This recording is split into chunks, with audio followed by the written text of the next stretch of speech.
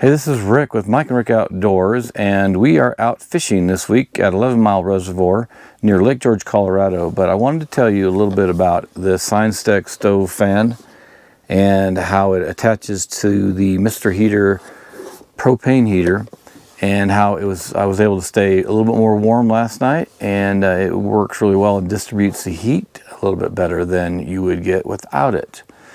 But before I tell you about it and show you a little more, please like, subscribe, share, and turn on notifications so you'll be alerted as soon as I put out new videos, or we put out new videos. All right, let me turn this camera around and show this to you, and I'll show you how it's set up. It's a real easy setup, but there was, this is where I want some advice from people, from some of you, because there was a little trick for me to get it to work, but I'll show that to you. So let me turn this camera around.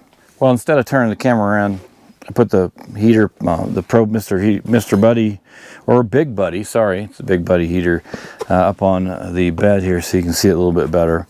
And then, of course, you can see this and what it is. I'll have links in the description below for both of these items. All right, so here's the fan, and it seems to be made of really good construction. It slides into the notches down here on this frame, and it's four blade fan, and it works really well. Even when I had it on low, it was turning and blowing. It blows a little bit more when you have it on high, but I would have been burnt out of here last night if I would have put it on high. Let me just show this to you real quick. I'm gonna get a close-up of this frame and how it goes on. Okay, what I want to show you real fast is, there was a little trick for me to get this on, and it's not that much of a trick. What happened when I first put it on, it actually popped off, and so I needed to make it hold better. You will notice the wires here, or the metal on the fan, they are bent a little bit because this pulled so tight that it pulled this. So it's, sorry, it's going to mess your metal up a little bit on the Big Buddy heater.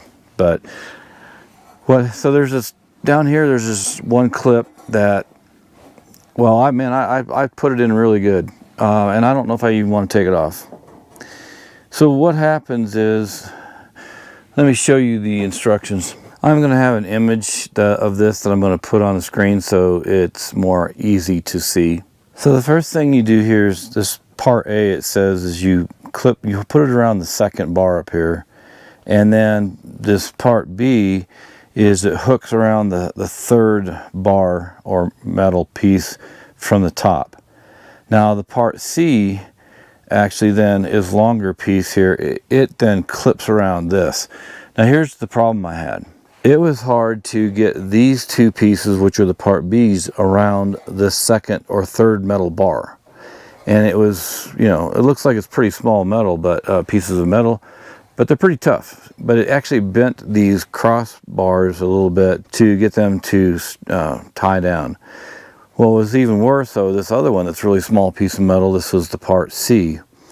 This is what popped off, and then the fan fell back against the bar. So what I did is I had a pair of pliers, and you can see I've messed up the metal here a little bit. Once I got this on, then I took the pliers and I tightened up the metal around it so that now it'll be a little bit harder. In fact, you saw it already.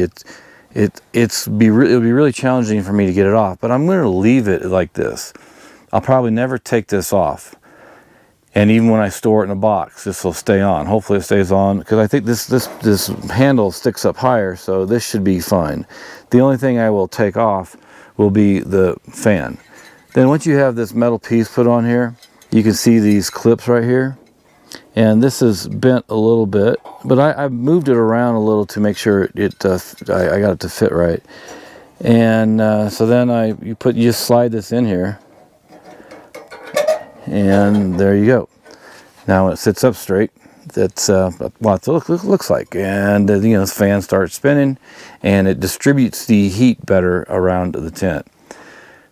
That's it. I just wanted to show you that, and the few things I had to do to make this actually work better. I'm going to mention too, the part C, this metal piece that connects them, it's straight.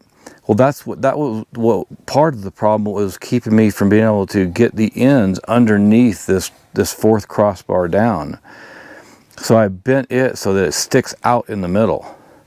And then I was able to, with my pliers, then tighten this up and bring the metal around a little bit so it hooked on better. But I had to bend this in the middle. That's it. It's pretty simple. Well, it was a very simple setup. I just had to make a few changes so that it didn't fall off again.